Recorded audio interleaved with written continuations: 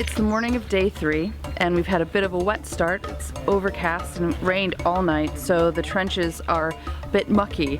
So today what we've got on the schedule is doing planning. So Raksha and Carrie have been taking everybody through the basic concepts inside the barn behind us, and now as you can see they're putting it all into practice, planning various features on the barn and in the surrounding courtyard. And pretty soon, since the weather's breaking and the trenches will be a bit less mucky in the afternoon, we'll have everybody out in the trenches getting down to business again and moving forward with the actual archaeology.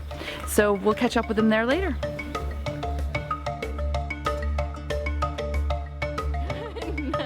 Never in a million years. I wasn't even expecting this to pan out, to be perfectly honest. So the fact that I am actually here and I get to do all this stuff and learn all these new things from such people that know so much, it's kind of amazing. I still haven't really wrapped my head around it, so.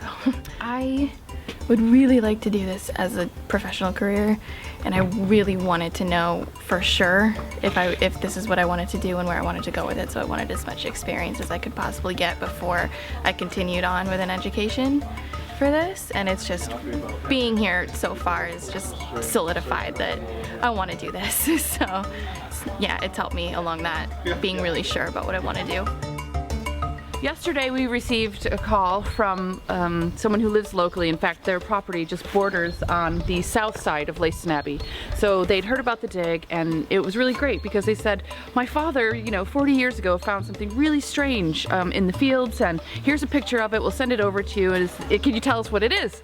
So they sent it over, and we didn't really know how big it was from the picture, and excitement ran high, let's say. So we immediately called Helen, finds expert, and asked her if she'd come on over because you live close by as well, and we'd been chatting about the project. So we've got the object and we've got Helen. Come on then. All right. Have a look. Oh my goodness. I was expecting Right, well, to begin with, because somebody told me it was gold, and it is gold coloured, yes, but it's not gold. No. It's brass. I mean, you can tell that pretty definitively by the yellow colour. That's the copper alloy that it is. But what an extraordinary object! And it's like a medieval horse harness pendant on steroids.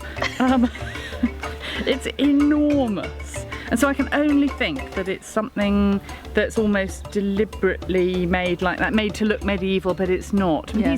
But it's been done terribly well. These little keyhole shapes you find on medieval objects, and the way the loop's been done, it's lovely. But I think it's probably pub rather than anything else. And goodness me, there are a lot of pubs around here, so it would look lovely on a wall, wouldn't it, hanging from the mantelpiece. But I have to say, I've never seen anything quite like it, but it definitely isn't that old. So what you've done is you've actually placed your trench, your plans are now in the OS grid. So now we can find that at any place in the world. So we know exactly where it is, we can pinpoint that exactly. However, archaeology is not just 2D, it's in 3D.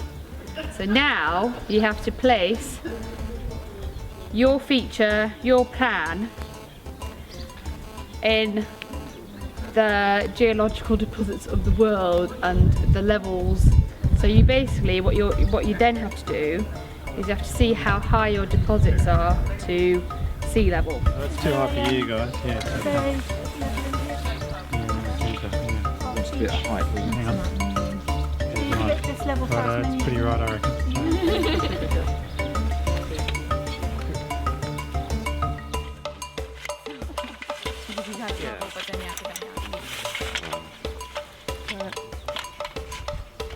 Okay. Very, very interesting theory, the way that you put it up, by the way, but I'll show you how to put it up properly in a minute. Loving your work though, loving your work. Ooh, yeah, they are. Next group.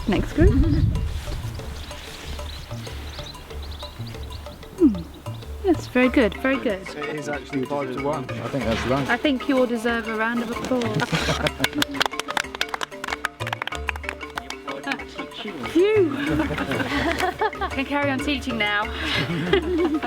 So, and I did a week last year.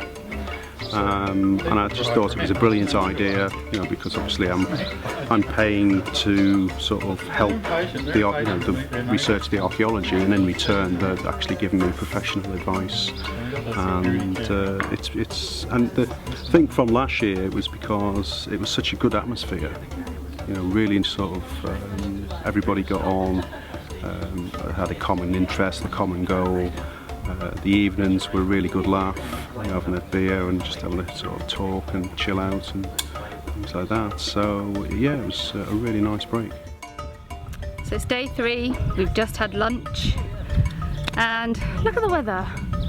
You can even see little bits of blue sky up there. So we decided to come back into the trench, and the rain has actually done us a really great favour. This was rock hard and you could hardly see anything. So we've come back, we've had a look at the trench. It's basically revealed the fact that in some places we haven't cleaned enough. So before we plan and we put into practice what we learned this morning, we're going to have to clean the trench all over again. And we've realised we probably have to take about a couple of inches off. See these different numbers here? They're the different numbers for the different deposits. So 1007 is the natural, and it pops up again somewhere else down there, doesn't it? Where is it? Right there. Yeah. The reason why we have different numbers is because all of the finds that you get out of these different features, they will have that number as well.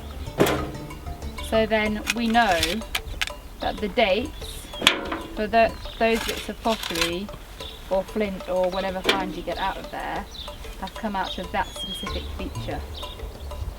And that's why we give them different numbers. They belong to that context.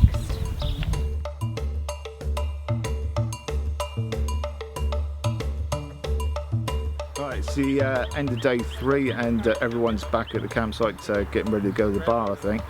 I think they've learned quite a bit today. They've done a lot of section drawings and planning, and we kept out of the trench first thing today because it had been raining.